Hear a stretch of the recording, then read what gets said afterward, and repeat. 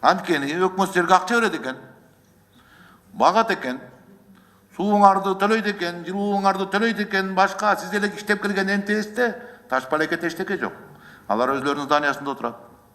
Алар өзлөрү зарплата берип атат. Алар өзлөрү өкмөткө суузун төлөйт, башкасын төлөйт. Рекламага келгенде МТС КТР менен тең акыбалда болуп калат. Бул чогу баарыбыз уюмдашылган мамлекеттик коррупция эмеспи? Азыркы шарттар эми мыйзамдар ушундай түзүлгөн, рекламада ушундай берилиш керек. Бирок бул жакта башка ошо жеке менчик каналдар менен мындай шарттардагы теңелишүү үчүн мисалда ОТРКнын өзүнүн мыйзамына ылайык чектөө коюлган. Эгерде башка каналдарда 25%га чейин рекламаны ала турган болсо, ОТРКда 10% менен чектелген. 10%дан 1 сааттын ичине 6 мүнөттөн мынча айтканда көбүрөөк ала албайт.